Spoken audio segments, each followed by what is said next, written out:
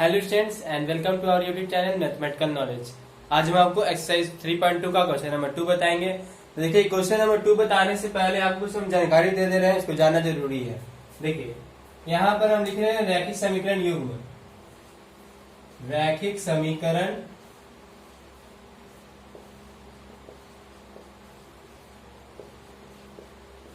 युग्म। युग्म का अर्थ समझते हैं जोड़ा। अब यहाँ पर ध्यान दीजिए, इसका युग्म कैसा लिखाता है आपको। a1x प्लस b1y बराबर c1 और a2x प्लस b2y बराबर c2। ये हो गया इसका मानक रूप रैखिक समीकरण युग्म का। a1x plus b1y plus c1 बराबर c1 और a2x प्लस b2y बराबर c2। अब ये आपको दो समीकरण दिया रहता है जिसको आप सॉल्व करते हैं। इसका तरीका हम आपको सब बता चुके हैं जब वीडियो स्टार्टिंग किए थे इसके लेसन का। तो यहाँ पर ध्यान दीजिए, आपको क्या इसे समझना है। समझना क्या है कि जब ये दो समीकरण है, जिससे जब हम ग्राफ बनाते हैं तो दो रेखा खिंचाती है।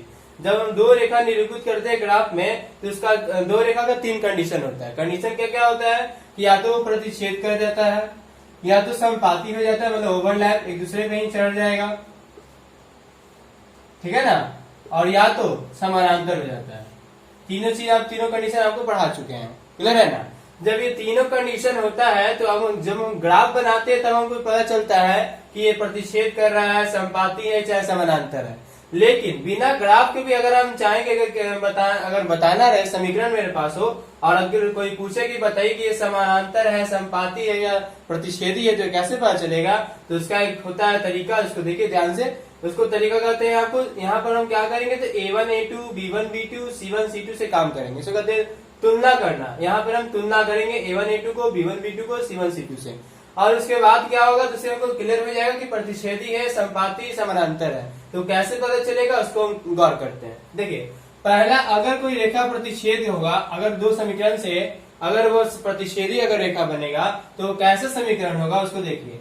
उसका क्या होगा तो a1 बाई a2, मतलब a1 a2 को हम डिवाइड देंगे और अगर डिवाइड देने पर b1 b2 के बराबर नहीं आता है, ठीक है ना, a1 by a2 equal to not b1 by b2। a1 हो गई है, a2 हो गई है। जो भी समीकरण दिया रहेगा उसको इस फॉर्म में लिख लेंगे और उसके बाद उसको ऐसे हम सजाएंगे, उसके बाद बनाएंगे a1 by a2 equal to not b1 by b2। अगर ऐसे आता है तो क्या होगा, ये समीकरण का कैसा होगा, प्रतिच्छेदी होगा, क्लियर है ना।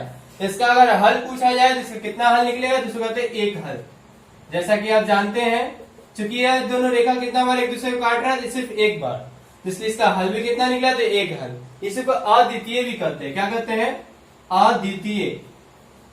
तो अद्वितीय कहने का अर्थ हुआ कि दूसरा कोई, अ का अर्थ क्या होता है, नकारात्मक, आपको बता चुके हैं, आप जानते भी हैं। तो अद्वितीय का अर्थ होता है, द्वितीय मतलब दूसरा, अ मतलब नहीं, मतलब दूसरा कोई हल नहीं, तो सिर्फ मतलब क्या, एक हल।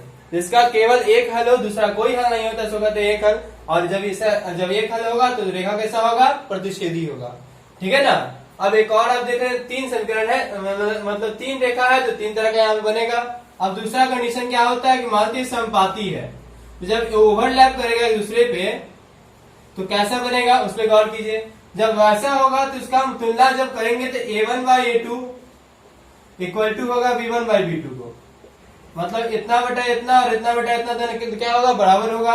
और इसके बराबर होगा c1 बाई c2 को, मतलब a1 बाई a2 बराबर b1 बाई b2 बराबर c1 बाई c2। जब तीनों एक दूसरे के बराबर हो तब मेरा जो रेखा बनेगा, ग्राफ कैसा बनेगा, तो समपाती बनेगा। अब बिना ग्राफ बनाए पता कर सकते हैं कि कैसा बनेगा, तो समपाती बनेगा, क्लियर है। अब इसका कितना हल होगा तो आपको बता चुके हैं कि ये कितना बार टकरा रहा है, कोई लिमिट है, कितना बिंदु मिल रहा है, नहीं लिमिट है, कोई नहीं बता सकता कि कितना बार ये बिंदु को मिल रहा है, इसलिए इसका हल भी कितना होता है, अनंत हल होता है।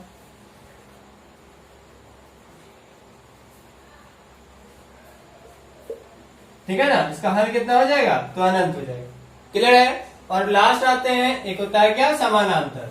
समानांतर कहने का अर्थ आपको बता चुके हैं पहले, फिर से एक बार ध्यान जाइए। समान अंतर, इनके बीच का डिफरेंस हमेशा क्या होता है, तो इक्वल होता है। मतलब यहाँ पे अगर मान लीजिए कि 2 मीटर का यहाँ डिफरेंस है, ठीक है, कितने मीटर का, तो 2 मीटर का यहाँ डिफरेंस है। और यहाँ भी आ रही थी कितना, 2 ही मीटर का है। ये कितना भी आगे निकल जाएगा इसका डिफरेंस जितना है उतना ही रहेगा। तो समान अंतर हो, अंतर मतलब क्या, डिफरेंस।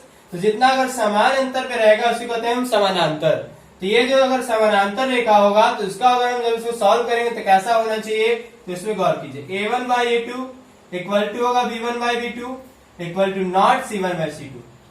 जब ऐसा आ जाए तो हम क्या कहेंगे कि उसका रेखा कैसा बनेगा, तो समानांतर बनेगा। अब ये एक बार ये दोनों रेखा नहीं जब कट रहा है तो इसका हल निकलेगा, नहीं निकलेगा। तो इसका हल क्या हो जाएगा, तो कोई हल नहीं, इसका कोई हल नहीं।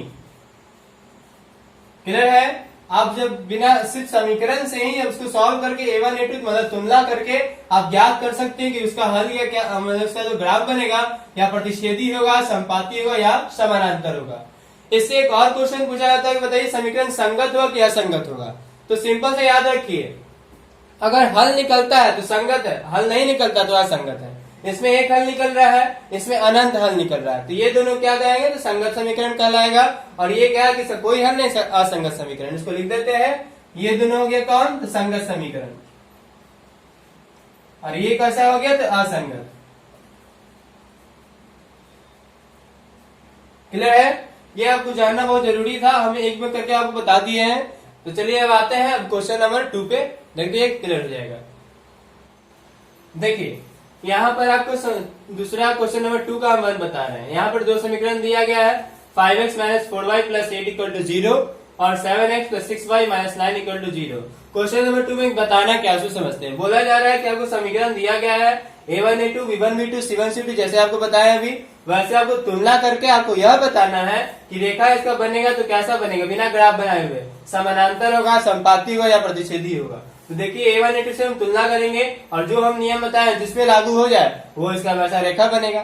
देखिए यहाँ सबसे पहले तो इसको लिख देते हैं, प्लस 8 है, इधर जाएगा तो माइनस 8 हो जाएगा। इसे लिख देते हैं 5x minus 4y equal to minus 8, ये क्या समीकरण 1 आपका। और एक और समीकरण है 7x plus 6y equal to है माइनस 9, ये हो गया, ये माइनस 9 नहीं, इधर जाएगा तो प्लस 9 हो जाएगा। ये हो गया समीकरण 2।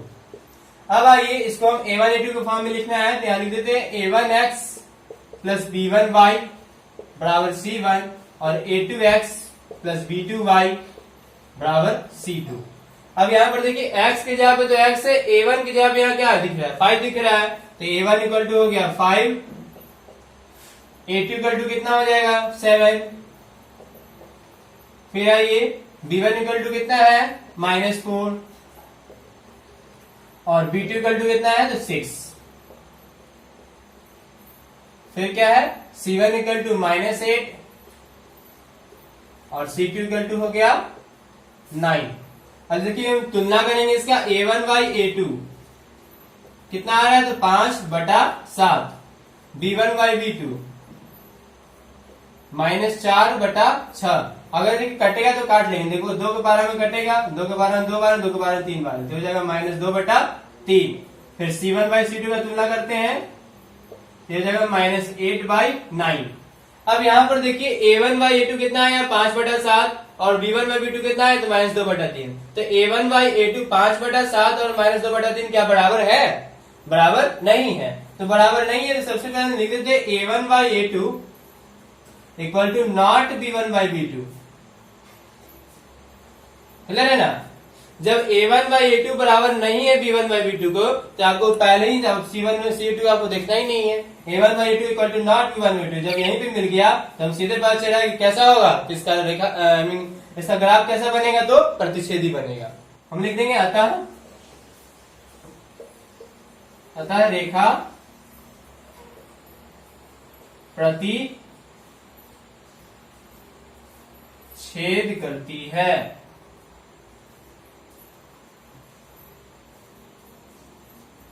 क्लियर है।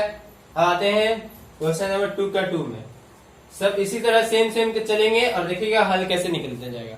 देखिए यहाँ पर क्वेश्चन नंबर 2 का 2 में आते हैं 9x plus 3y plus 12 equal to हो गया 0 और 18x plus 6y plus 24 equal to हो गया 0।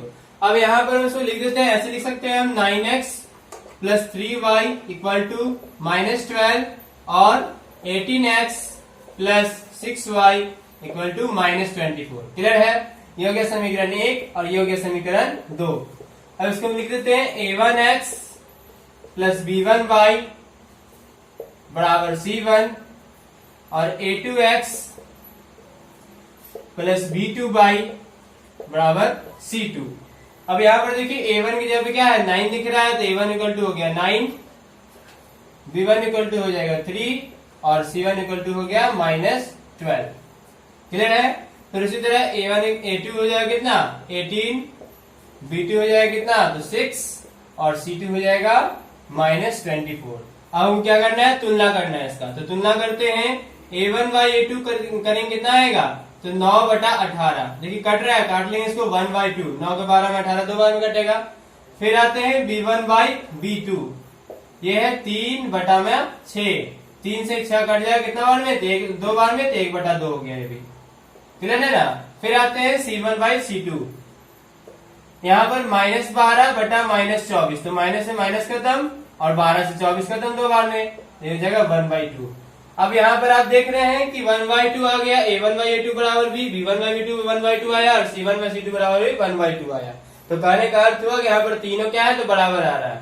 तो तीनों बराबर करने का अर्थ इसको ऐसे लिख देंगे, इसलिए A1 by A2 equal to B1 by B2 equal to C1 by C2।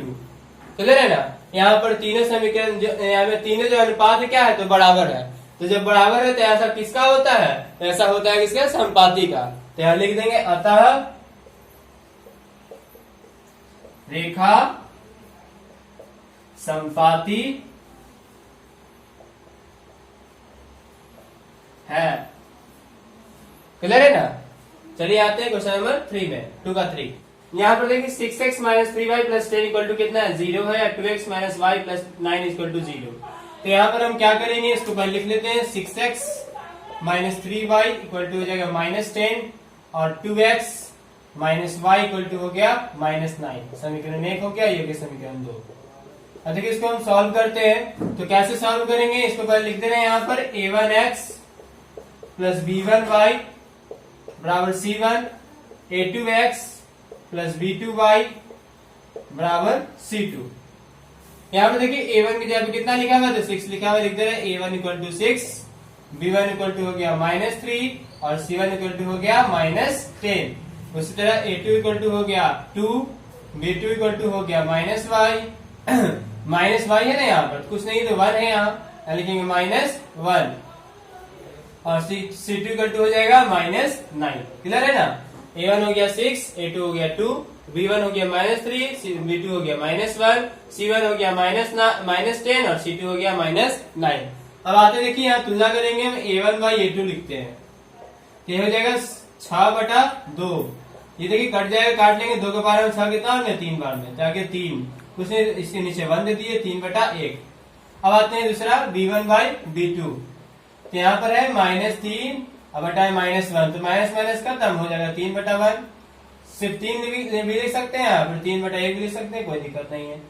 बटा में 1 लिखे चाहे नहीं लिखे कोई दिक्कत नहीं पड़ता, ठीक है ना? फिर आते हैं c1 बाई C2, यह कितना है तो -10 है बटा -9, तो माइनस माइनस तो कट जाएगा लेकिन यह नहीं कटेगा, 10/9 हो जाएगा। अब यहाँ पर देख रहे हैं कि a1 by A2 equal to है 3/1 और b1 by B2 equal to आया है 3/1, लेकिन c1 by C2 equal to not है 10/9 है। तो मतलब कि a1 बाई A2 ये दोनों और b1 बाई B2 ये दोनों आपस में बराबर है, लेकिन c1 बाई C2 इसके बराबर नहीं है। इसको कैसे लिखेंगे हम, ऐसे लिखेंगे a1 by A2 equal to b1 by B2 equal to not c1 by C2।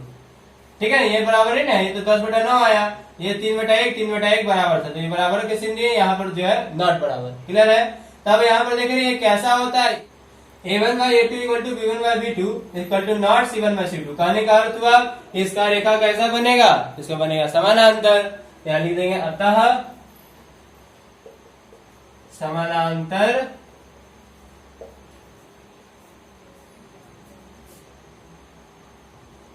रेखा है। बोलिए कोई दिक्कत? क्लियर है ना?